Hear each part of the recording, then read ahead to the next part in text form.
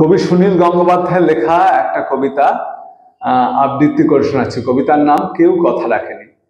কেউ কথা রাখেনি, ৩৩ বছর পেরিয়ে গেল, কেউ কথা রাখেনি।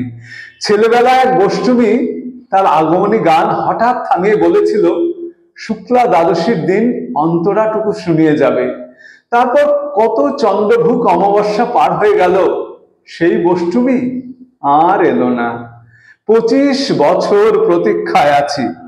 মামা বাড়ির মাঝি নদের আলী বলেছিল, বড় হও দাদা ঠাকুর, তোমাকে আমি ৩ প্রহরের বিল দেখাতে নিয়ে যাব, যেখানে পদ্ম ফুলের মাথায় সাপ আর ভ্রমর খেলা করে।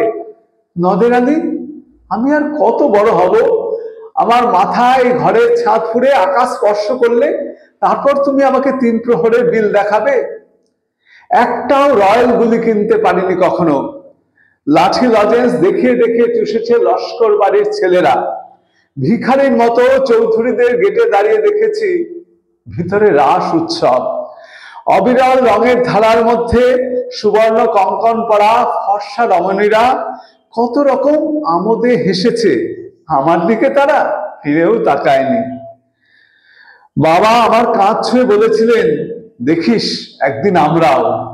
বাবা এখন অন্ধ, আমাদের দেখা হয়নি কিছুই।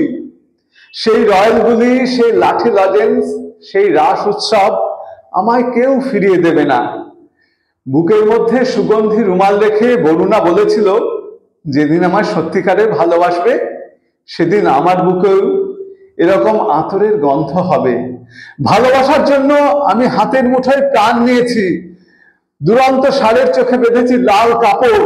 বিশ্ব সংসার তন্ন তন্ন করে খুঁজে এনেছি ১০৮টা নীল পদ্ম। তবু কথা রাখেনি বরুণা। এখনো তার বুকে শুধুই মাংসের গন্ধ। এখনো সে যে কোনো নারী।